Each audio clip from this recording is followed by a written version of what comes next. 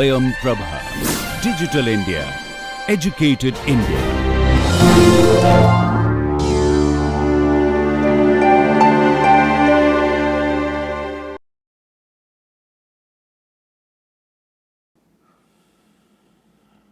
Okay, welcome back for this last session on logic and reasoning and deduction.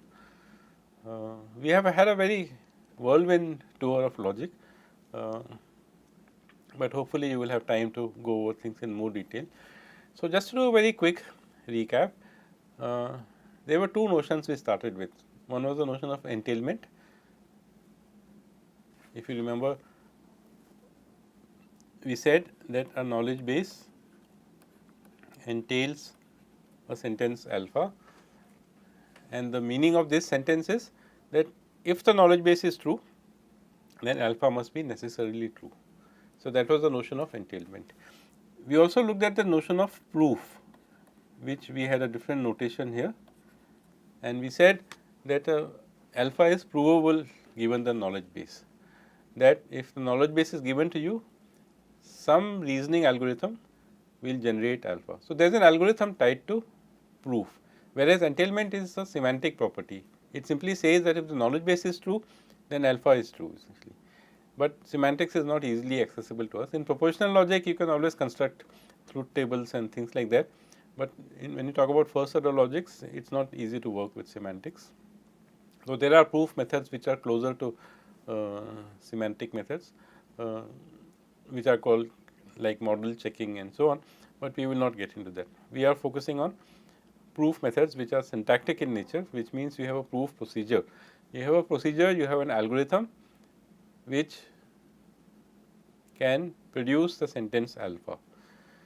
And then we had talked about notions of soundness and completeness. We had said that a logic is sound.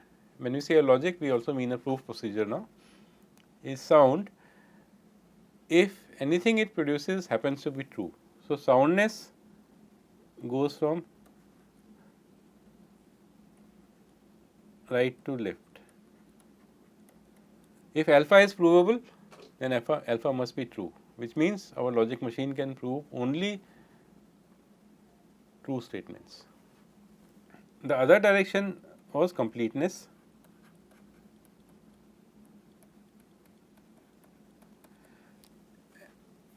It says that if alpha is true or if alpha is entailed, which is a semantic property, then our proof procedure will find it essentially. So, our logic is complete. Anything that is true can be proven in our system essentially.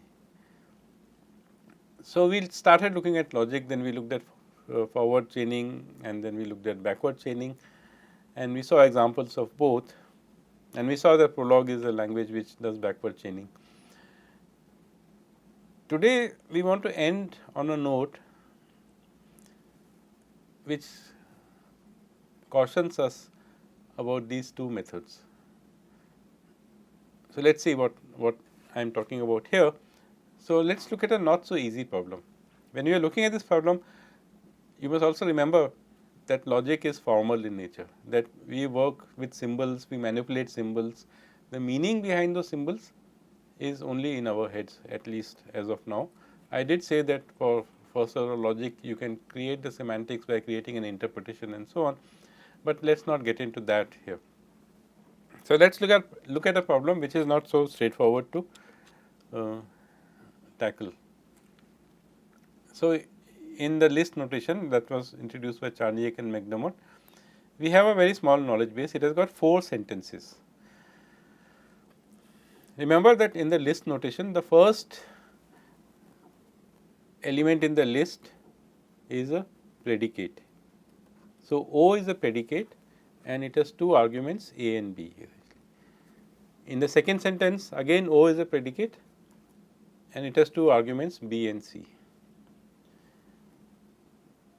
Then we have the not, of course, that we are familiar with, and it says that MA, whatever the formula is false essentially, or not of that formula is true. That formula itself has a predicate called M, which takes one argument A essentially. So, that is a third sentence in our knowledge base. The fourth sentence simply says that there is something C which is an M. So, you can read this as some relation between some predicate which relates A and B and C. O is a relation, it is a binary predicate, it takes two arguments. M is a unary predicate, it takes one argument, and the last sentence says that C is an M, and the third sentence says that A is not an M essentially. So, given these four statements, what are we talking about? When we use variable names like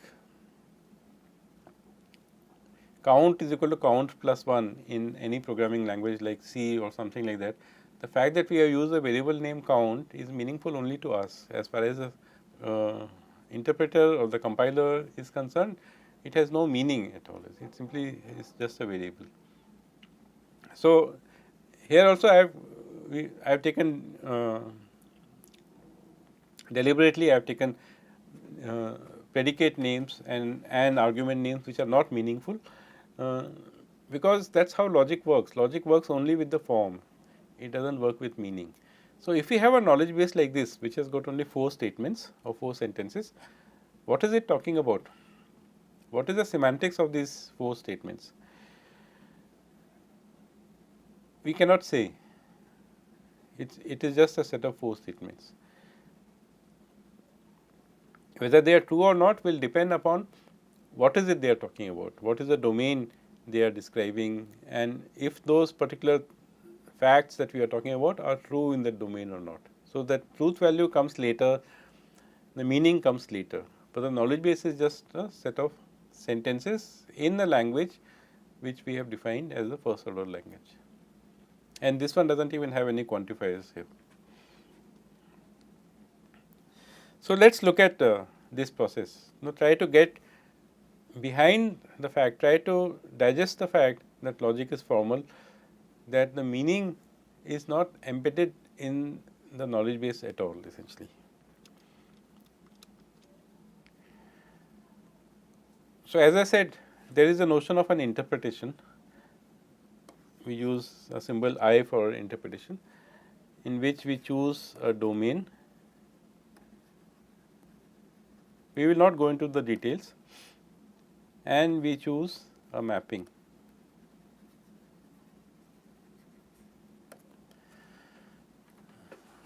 So, if we choose for example numbers as domain, then we can say the successor function means this, the sum function means this, the greater than predicate means this. So, all that is given to us by mapping essentially. Constants will map to elements in the domain, variables are variables which can map to anything in the domain, statements which have universally quantified variables will apply to all elements in the domain, existentially quantified statements will apply to some elements in the domain, and therefore, we can talk about what are we saying, what are we talking about, what is the meaning of our sentences, and also whether a knowledge base is true or not essentially. So, if we pick a domain and an interpretation which makes a knowledge base true, then we are said to have a model for the knowledge base. Okay. So, I will just mention the term here, but we will not go into the details. A model for a knowledge base is an interpretation which means you have to choose a domain and you have to choose the meaning of the predicates and the constants. So, for example, Socrates is a constant, and if you are choosing the domain of people, then we are referring to one particular element in the domain. If we talk of Donald Trump, we are talking about one particular element in the domain of people. So, you have to choose a domain and you have to choose an interpretation, and you are given a knowledge base. In our case, there is a knowledge base of small set of 4 sentences, which we say that an interpretation I, which is made up of a domain and a mapping, is a model for the knowledge base if all the statements in the knowledge base become true. So, a model is that interpretation which is true for the theory, as some people say. So, when we talk about knowledge base, some people use the word theory, and this for people who like physics will ring a bell, because you always have theories in physics and so on, and then you have to go and validate, does this theory hold in the real world? Is there quantum gravity? Is there uh, is the string theory able to explain the whole world? How do you explain gravity? Now, all kinds of things people ask. So, when we talk about formal systems, mathematics or physics as the case may be, or logic, we are talking about a theory. And then when you are talking about model, is that can we find the real validation of our theory? Can we see somewhere in the real world that whatever we are saying in the theory is in fact true? So, that is the notion of a model. Very quickly, we will not go into that. So, for our very small knowledge base, remember there are two predicates, O which is a binary predicate and M which is a unary predicate. Let us look at two sample interpretations. So, before you do that, maybe you should take a pause and try to construct a interpretation for this sentence. There are 4 sentences, and just construct a world, give a meaning to what is O and what is M and what are A, B, C, D or A, B, C, such that these statements become true essentially. So, we will start off by looking at 2 models for this knowledge base. So, take a moment and think about it, and then move on to the video. Here is one model. The knowledge base is given on the top, or the theory is given on the top, and the domain that we have chosen is a blocks world domain. That is something that we have been talking about quite a bit in our course here. The predicate O, which is a binary predicate, we will treat it as on in the blocks world. Okay, we are familiar with that. And the predicate M, we will treat it as a color predicate, that M of x is true if x is maroon in color. So, maroon, M stands for maroon. So, we are talking about blocks which may be on top of each other, and we are talking about colors of those blocks. So, now of course, having chosen a domain which is this, we have an interpretation and we know what we are talking about. A, B, C are blocks in our case. So, what are we talking about? We are saying that A is on B, that is the first statement in our knowledge base. The second statement says that B is on C. So, we have this blocks world. The third statement is saying that A is not maroon, and the fourth statement is saying that C is maroon. Okay. So, now that we have created a domain and an interpretation, it is clear to us what are we talking about, what is the logic, what is the knowledge base talking about. But that comes only after you have pinned down a domain and an interpretation, or domain and a mapping, which is also called an interpretation. So, this is of course a model for the knowledge base that we have essentially. Can you think of another domain? So, the same set of sentences, the same 4 sentences O, A, B, O, B, C, not M, A and M, C, it could be talking about something entirely different. So, let us look at an example, another example. Observe here that we have not said anything about what is the color of B essentially. We have simply said A is not maroon, we have said C is maroon, and we have said that A is on B and B is on C. That is all we have said about the world essentially. Here is another domain. In this domain, which is the domain of people, now O stands for looking at. It is a binary predicate, remember, which stands for a binary relation. So, if we say O A B, it means A is looking at B, and M, let us say, stands for married essentially. M of x means x is married essentially, and we have 3 constants, and let us just give them human like names here. So, A is Jack and B is Anne and C is John essentially. Now, what are we talking about? We are talking about a world in which the first Anne is looking at John,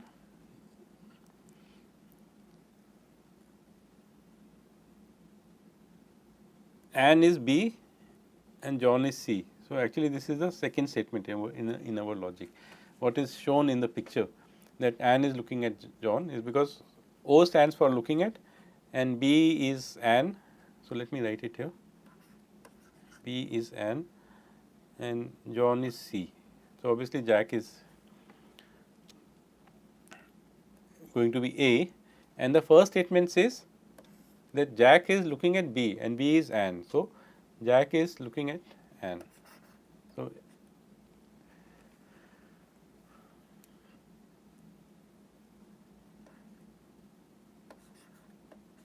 A maps to Jack, that is a mapping, B maps to Anne, C maps to John. Actually, I should point to the people, but anyway, it is the same thing. And the other two statements are saying that A is not married. So, we have written it here, A is not married and C is married.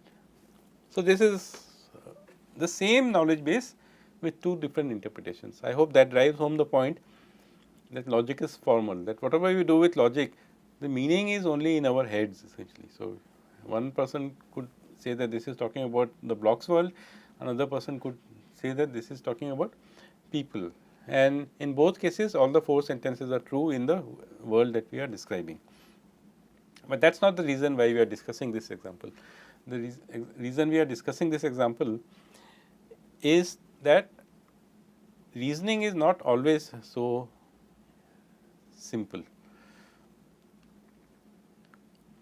The questions that we are asking in the blocks world is, if you look at the bottom of the slide, that is there a non-maroon block on a maroon block? That is a question we are asking, which if you are talking about people would be, is a non-married person looking at a married one essentially.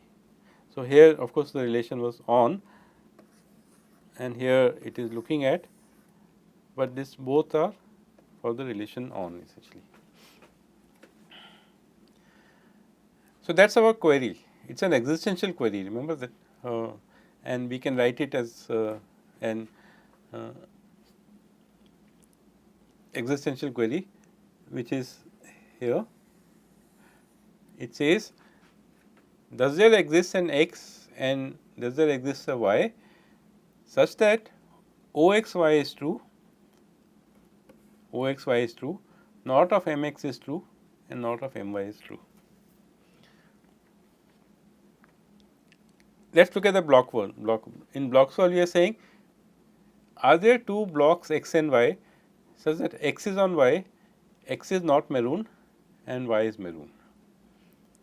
If we look at the people domain, the same query translates to, are there two persons x and y such that x is looking at y and x is not married and y is married.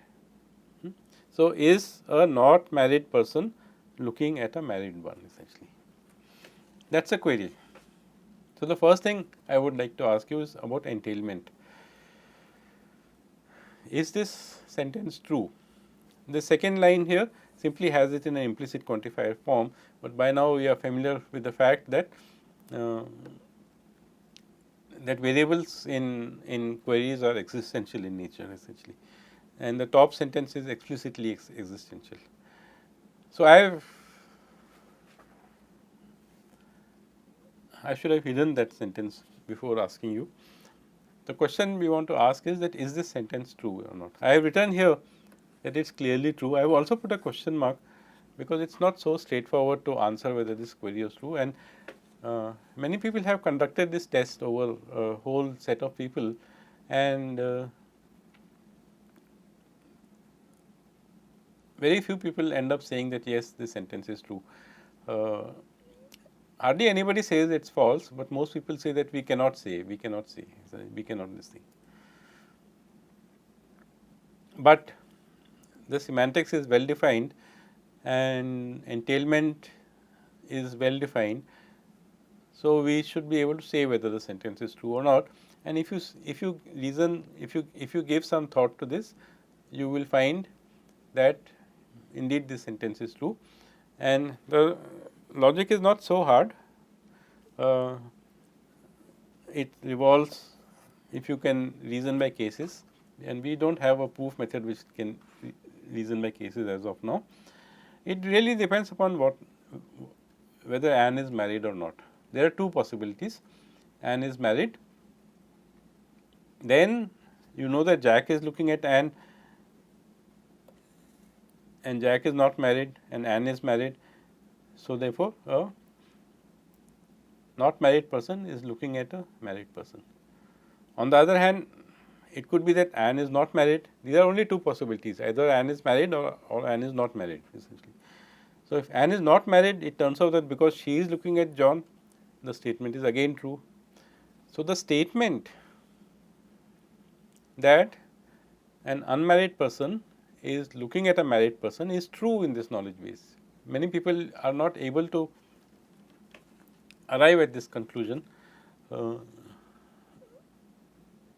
specifically because while the statement is true, we do not know which unmarried person is looking at which married person, because we do not know whether Anne is married or not. But it turns out that irrespective of whether she is married or not, this statement is true. So, it is a true statement, which means if our logic is complete, we should be able to generate a proof for that essentially. It turns out that neither forward chaining nor backward chaining is able to generate a proof. You can try it for yourself. In fact, there is hardly any implication sentences there to chain over. And this is a very simple example which talks about the incompleteness of forward chaining and backward chaining. Does that mean that first order logic is incomplete? No. We have already mentioned that Gödel had shown almost a century ago. He had a theorem called the completeness theorem, which says that first order logic you can always construct complete reasoning systems. He had a theorem called the incompleteness theorem, very famously known as Gödel's incompleteness theorem, but that was talking about second order logic essentially. First order logic is known to be both sound and complete, which is why it is a very powerful tool that we use almost everywhere in computer science.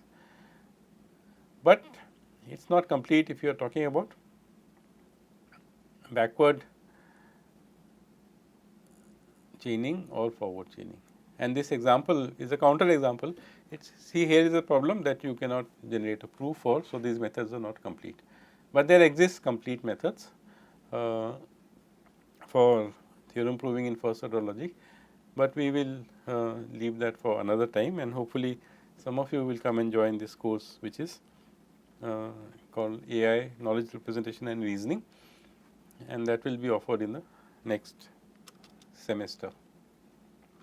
So, with that we will end our study of deduction as search. Our goal here was so that while logical reasoning is a very important part of an agent's capabilities, underlying this logical reasoning is a search algorithm essentially. We saw two search algorithms, forward chaining and backward chaining, but they turned out to be incomplete. There is another search algorithm called the resolution refutation method. Many of you must have studied this.